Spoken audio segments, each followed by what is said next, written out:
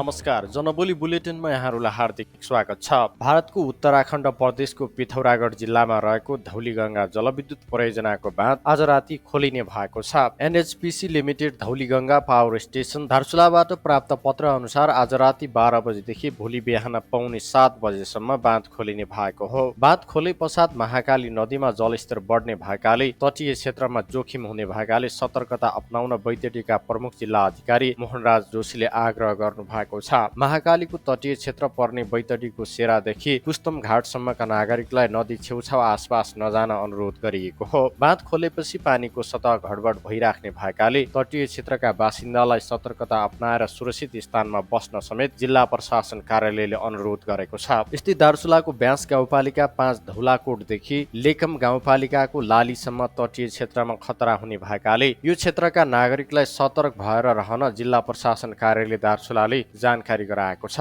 बाँध खोले पश्चात महाकाली नदीमा पानीको सतह घटबड भइरहेको जनाइएको छ। परियोजनाले बाँधमा पानीको मात्रा बढ्ने भएकाले बेला बेलामा नियमित सरसफाई गर्नुपर्ने भन्दै बाँध खुला गर्ने गरेको छ। धौलीगङ्गाको बाँध खोलेपछि दार्चुला, बैतडी, डडेलधुरा, कञ्चनपुर भएर भारततिर बग्ने महाकालीमा पानीको बहाव र सतह बढ्ने भएकाले उक्त क्षेत्रका नागरिकलाई नदी छेउछाउमा नजान र सतर्कता अपनाइराख्न समेत नेपाल र भारतका स्थानीय प्रशासनले अनुरोध गरेका छन्। 280 मेगावाट विद्युत क्षमताको धौलीगङ्गाको परियोजनाको बाँध खोलिने बारे पछिल्लो समय भारतीय प्रशासनले पूर्व सूचना गराउन थालेपछि पूर्व सतर्कता अपनाउन सजिलो भएको छ। यसअघि यो वर्ष पनि बेला बेलामा बाँध खोलिएको थियो। विक्रम सम्वत 2070 मा यही बाँध खोलेकै कारण दार्चुला सदरमुकाममा अर्बौंको क्षति भएको थियो।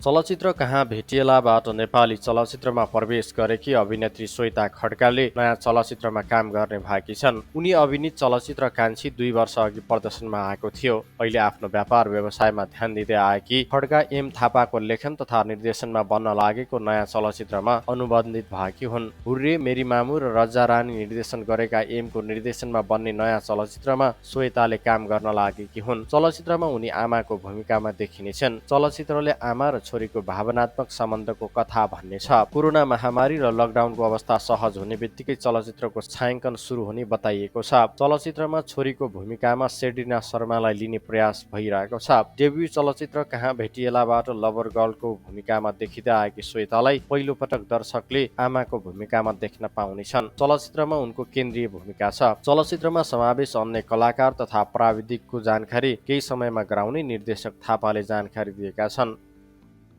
विद्यालयको शिक्षण शुल्क बापतको बक्यौता रकम नतिरेको भन्दै पूर्वी नवलपरासीका एक अभिभावकलाई निजी विद्यालयका प्रिन्सिपलले खुट्टा भाँचिदिएका छन्। विनय त्रिवेणी गाउँपालिका 6 रानीनगर स्थित उज्जवल शिशु इङ्ग्लिस सेकेन्डरी स्कुलका प्रिन्सिपल दीपक कुँवरले आफ्नै विद्यार्थीका अभिभावकलाई कुटपिट गरेर खुट्टा भाँचिदिएका हुन्। प्रिन्सिपलको कुटाइबाट ती अभिभावकको खुट्टाको जोड्नीको हड्डी खुस्किएको जिल्ला प्रहरी कार्यालय बर्दघाट सुस्ता पूर्वका सूचना अधिकारी मोहन बहादुर खाँडले जानकारी दिनुभयो। कुटपिटबाट पश्चिम नवलपरासी सुस्ता गाउँपालिका 3 का कृष्ण प्रसाद आचार्य घाइते भएका छन्। आचार्यको दाहिने खुट्टा भाँचिएको छ।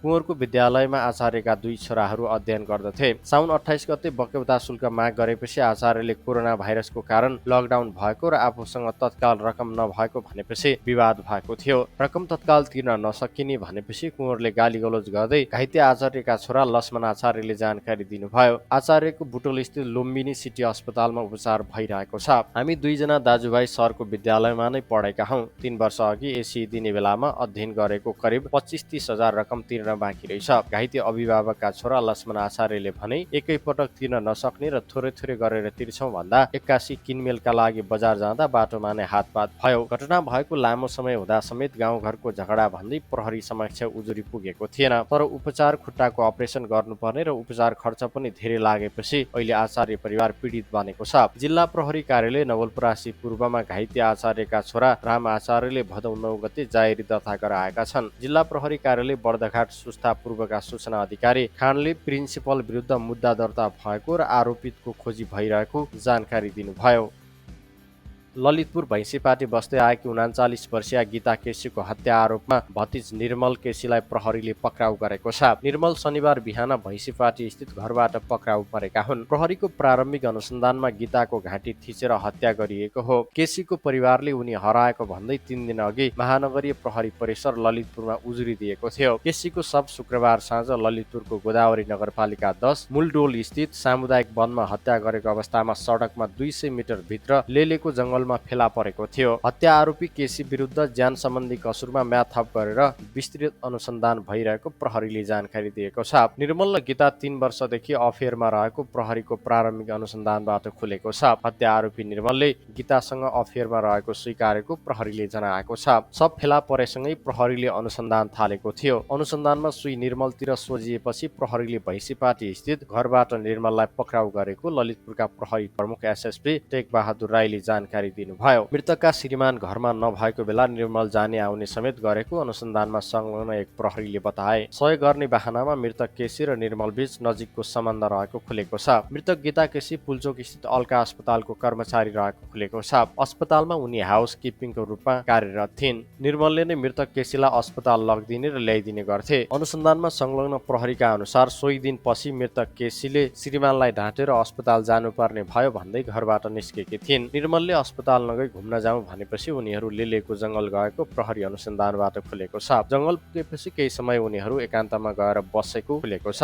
त्यही उनीहरू बीच झगडा हुन्छ। अनुसन्धानमा खटिएका प्रहरी भन्छन् सामान्य झगडाले हत्याको रूप लिएको देखिन्छ। यद्यपि झगडाको कारण आर्थिक लेनदेन हुन सक्ने आशंका गरिएको छ। घाँटी थिचेर गीताको हत्या गरिएको हुन सक्ने प्रहरीको अनुमान छ। मृतक केसीको शरीरमा केही चोटपटक समेत देखिएको छैन। यद्यपि पोस्टमार्टम रिपोर्ट पछि मात्रै हत्याको कारण भन्न सकिने एसएसपी राई बताउनुहुन्छ। मृतक केसीका श्रीमानले रक्सी खाएर सधैँ गीतासँग झगडा गर्ने गरेको प्रहरीले बताएको छ। सो कुरा निर्मलले राम्रोसँग नियालिरहेका हुन्थे। श्रीमानबाट अपहेलित भएपछि गीतालाई निर्मलले हरेक कुरामा सहयोग गर्दै आएको प्रहरी अनुसन्धानबाट खुलेको छ। मृतक केसीले निर्मललाई पैसा पनि राख्न दिएकी थिइन्। राख्न दिएको पैसा मागेपछि हत्या गरेको हुन सक्छ। अनुसन्धानमा खटिएका प्रहरी भन्छन् आर्थिक मामिलाको विषयलाई लिएर केसीको हत्या भएको हो। आरोपीले समेत घटना स्वीकारेका छन्।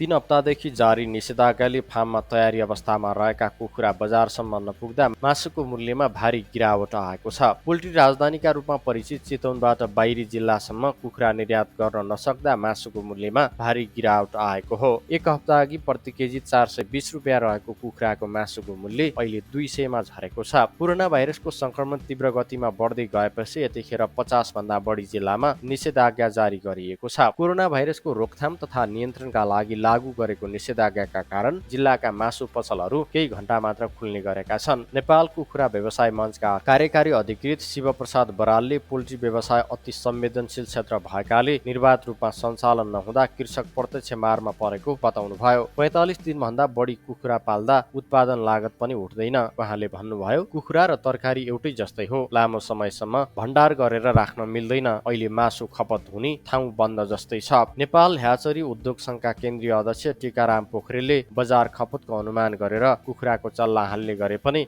मुख्य खपत हुने ठाउँ बन्द हुँदा समस्या उत्पन्न भएको बताउनुभयो। सामान्यतया ब्रोइलर कुखुराको चल्ला कोरल्न 22 दिन लाग्छ। 22 दिन अघि गरेको अनुमान अहिले नमिल्दा कुखुराको उत्पादन बढी र खपत कम हुँदा मूल्यमा भारी गिरावट आएको उहाँको भनाइ छ। निषेधाज्ञाको प्रभाव चल्ला उत्पादन गर्ने ह्याचरी पनि परेको छ। प्रति हप्ता 45 लाख चल्ला उत्पादन हुने यहाँ लकडाउनका कारण 30 लाख प्रति हप्ता उत्पादन हुने गरेको छ। उत्पादन भएको चल्ला मध्ये 50% मात्र बिक्री हुने गरेको अध्यक्ष पोखरेल बताउनुहुन्छ। बाँकी चल्ला अहिले पनि मारेरै फाल्नुपर्ने अवस्था छ। लागत मूल्यको 50% कममा पनि चल्ला बिक्री भएका छैनन्। एउटा चल्लाको हालको मूल्य 30 छ भने लागत मूल्य 56 रहेको छ। उपत्यकामा अहिले 5 लाख केजी मासु खपत हुन्छ भने नेपालभर दैनिक 10 लाख किलो मासु खपत हुने गर्दछ। चितवनबाट काठमाडौँ, पोखरा, बुटोल लगायतका ठाउँहरूमा कुखुरा निर्यात गर्ने गरिन्छ। हवस् त आजको जनबोली बुलेटिन यति नै। भोलि फेरि हामी फरक खबरहरू लिएर आउँछौँ। यदि तपाईँ यो भिडियो युट्युबबाट हेर्दै हुनुहुन्छ भने कृपया हाम्रो च्यानल सब्स्क्राइब गरेर नजिकै रहेको बेल आइकन थिचेर नयाँ भिडियोको लागि अलमा क्लिक गर्नुहोला। यदि फेसबुकबाट हेर्दै हुनुहुन्छ भने हाम्रो पेज लाइक गर्नुहोला। थप नयाँ र ताजा समाचारका लागि www.janaboli.com भिजिट गर्नुहोला।